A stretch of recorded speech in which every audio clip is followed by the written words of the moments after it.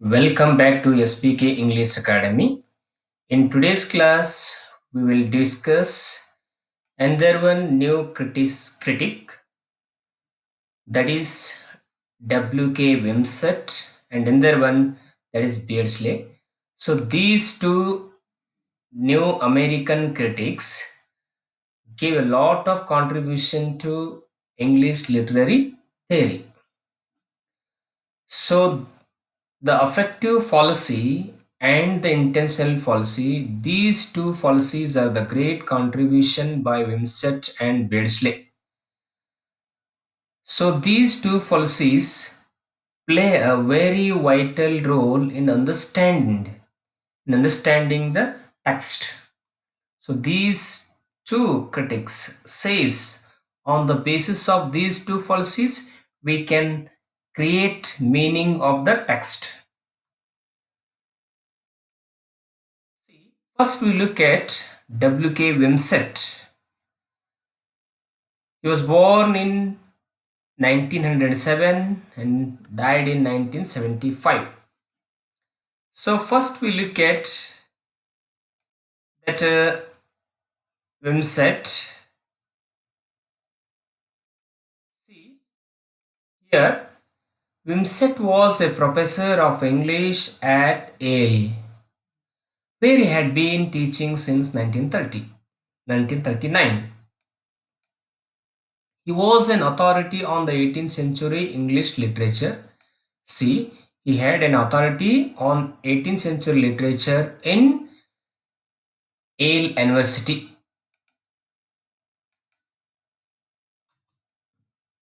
See his work, we look at the works of Wimsatt. The prose style of Samuel Johnson, published in 1941. Second one, the verbal icon, studies in the meaning of poetry. It was published in 1954. So it is very important work. Exam point of view, you have to keep this in your mind. So next work, this third, Hateful Contraries, Studies in the Literature and Criticism, 1965. The Portraits of Alexander Pope, published in 1965. Literary Criticism, A Short History, published in 1957. So this work is written in collaboration with Clint Brooks. In the last video, we discussed about Clint Brooks. He was also one of the new critics.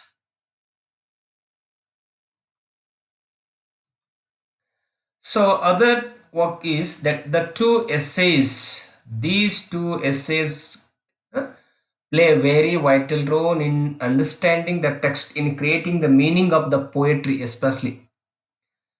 That is the intentional policy and the affective policy. With collaboration of Monroe C. Beardsley, he is also the another new critics of America. So, for the exam point of view, these two policies are very important. So, you have to understand what is intentional policy and what is affective policy. Every year, there is a question on these policies. See, first, and also we have studied that about Beardsley. Who was Beardsley? Beardsley, and there were new critic of America. He was a close friend of Wimsatt. He contributed to the intentional policy and affective policy with Wimsatt. See, Beardsley has taught philosophy and aesthetics at Yale University, Mount Holyoke College, Swarthmore College, and Temple University. See his works. If you want to look at the works of Beardsley, aesthetic principles in the philosophy of criticism, which were published in 1958, and the second one, that is aesthetics from classical Greece to the present, 1965. So these are the works of Beardsley. So now we look at the intentional policy. You have to understand what do you mean by intentional policy. What is the purpose of this policy? How does it create meaning?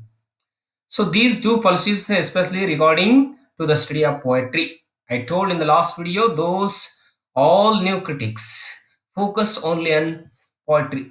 See, according to Wimsatt and Beardsley, the design or the intention of the author is neither available nor desirable as a standard for judging the success of a work of literary art. Here, these two critics says that we do not take we do not consider the design or the intention of the author while judging the work of literary art.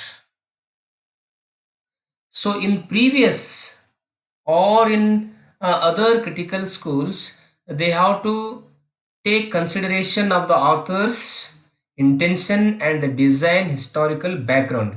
But here in this intentional policy, we do not take the design or the intention of the author. What intention uh, did the author have in his mind while writing that text? So we do not take consideration of the author's intention while creating or while making the meaning of his work.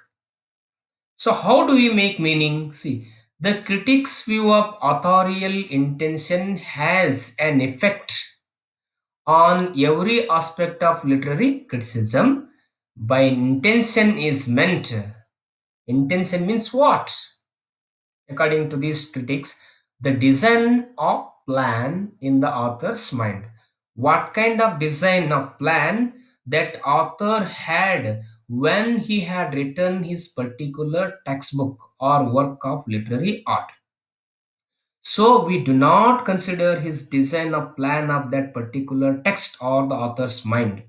So that's where that is the importance, purpose of that intentional policy, and the author's attitudes towards his work, the way he felt, what he what made him write something, why the author wrote the work, or what the author he felt, what the author felt about the textbook, or what kind of attitudes that author had about this or about his art of work. So we do not consider anything of the design of the plan or the author's intention or the author's history or the author's biography or social background while making the meaning of poetry or the text or the work of art according to intentional policy.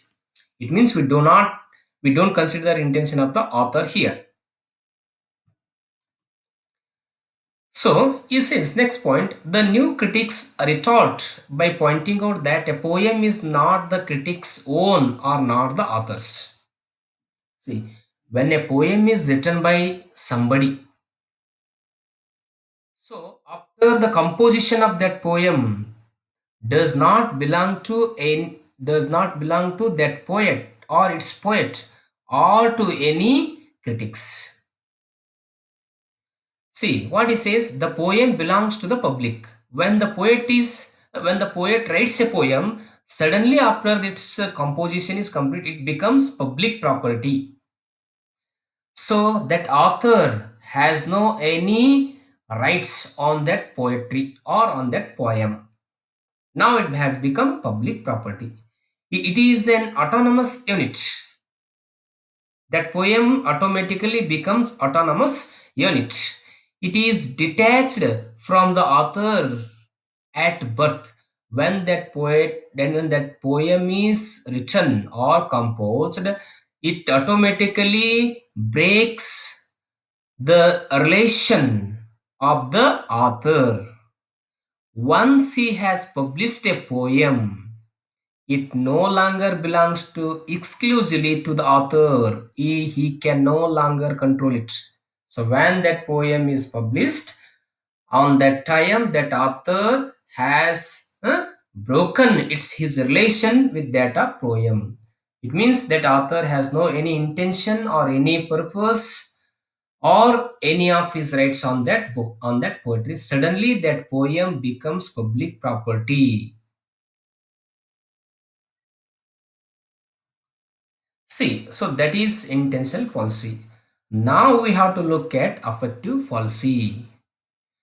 See, Affective Policy was first published in 1949, presents a theoretical formulation of another aspect of the new critics' attempt to objectively focus on the work itself.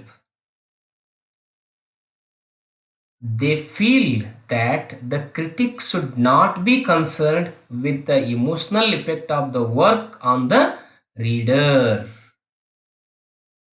See, once again I repeat, it was published in 1949.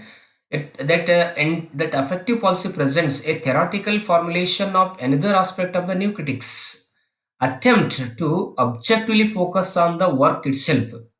We have to focus on the work itself. But see, they feel that the critics should not be the critic. Yes, what had happened?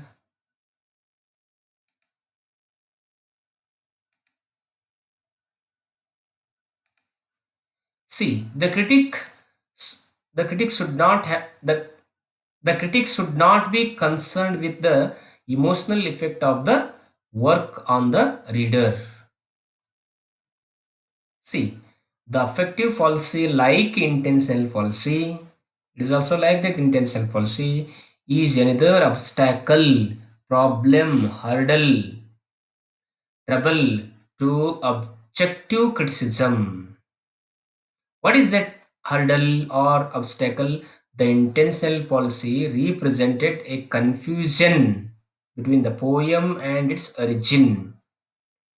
The mistake attempt to judge poem by its causes.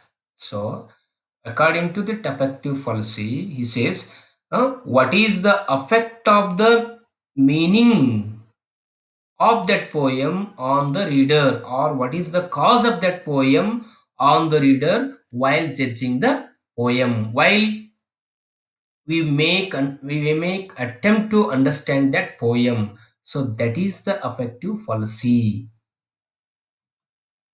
See, the affective policy is a confusion between the poem and its result.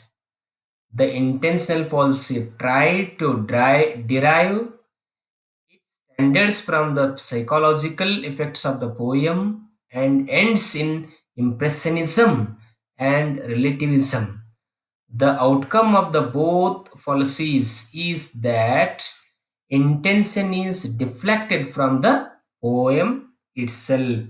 We do not consider the intention of the poem, what it affects on the reader's mind. So this is affective policy. So what are the critical ideas of Wimsatt? Now we have to discuss those. See, first point, Wimsatt is concerned primarily with the meaning of the poem. He talked only about the meaning of the poem, how we have to make meaning of the poem.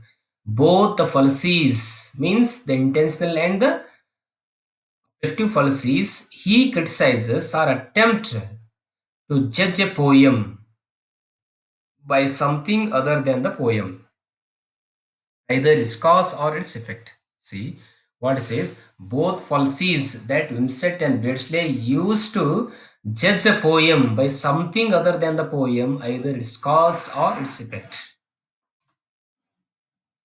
See, Wimsatt successfully defended the new critics against attacks by the Chicago School of Critics.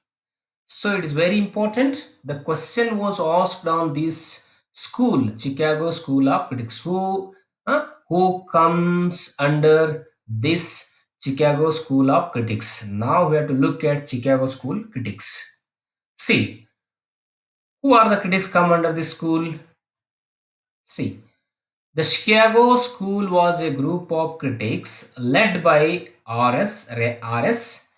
Crane and included Elder Ostlon, Norman Maclean, and R.W. Keast. So these are the uh, members of that Chicago School of Critics. See, under the inspiration of Richard McKeon, professor of philosophy at University of Chicago, they developed a theory which has come to be called Neo-Aristotelianism. So this Chicago School of Critics is also called as Neo-Aristotelian critics or Neo-Aristotelian School of Critics. You have to remember. So the Elder Osla, Norman MacLean, and R.W. Kist.